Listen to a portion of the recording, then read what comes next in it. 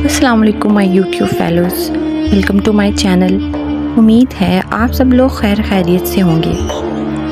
ایک بادشاہ تھا، اس کا نام ابرہہ تھا۔ ابرہہ یمن کا بادشاہ تھا۔ وہ بادشاہ بہت لالچی تھا۔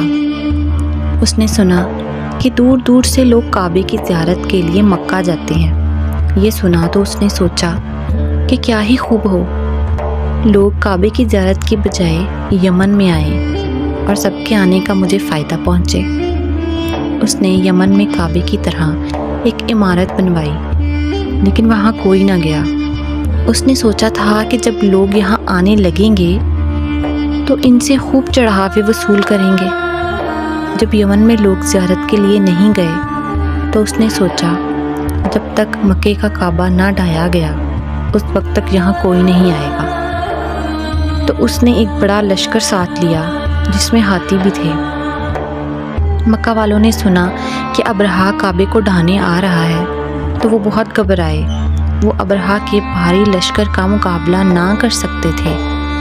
مکہ والے مکہ چھوڑ کر آس پاس کی پہاڑیوں پر چلے گئے اور ہمارے نبی صلی اللہ علیہ وآلہ وسلم کے دادا عبد المطلب اللہ سے دعا گو تھے کہ اے اللہ اپنے گھر کی حفاظت فرما۔ ہمارے پاس نہ اسلحہ ہے نہ لشکر، تو ہی اپنے گھر کی حفاظت کرنے والا ہے۔ اگر تو نے اس کی حفاظت نہ کی تو کل تیرا یہاں نام لینے والا کوئی نہ ہوگا۔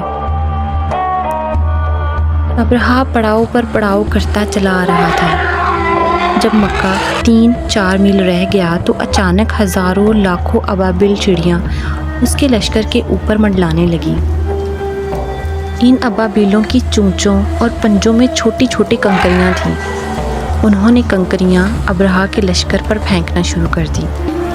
جب کسی حملہ آور لشکری کو کنکری لگی، بندوق کی گولی کی طرح لگی اور اس کا وہیں بھرکس نکل گیا۔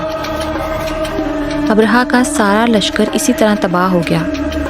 مکہ والے جو پہاڑوں پر چلے گئے تھے انہوں نے یہ حال دیکھا تو بولے اللہ اپنے گھر کی حفاظت کرنے والا ہے، کسی کی مجال نہیں کہ کعبے کو ڈھا سکے۔ ابرہہ کے لشکر میں ہاتھی بہت تھے، اسی لیے ابرہہ اور اس کے لشکری اصحاب الفیل ہاتھیوں والے مشہور ہوئے۔ اس لشکر کی تباہی کا حال قرآن مجید کے آخری پارے میں سورۃ فیل میں بیان ہوا ہے۔ اس طرح کی مزید ویڈیوز دیکھنے کے لیے چینل کو سبسکرائب کریں اور ویڈیو کو شیئر بھی کر دیں۔ ویڈیو اچھی لگی ہو تو کمنٹ کر کے ضرور بتائیں۔ اللہ حافظ۔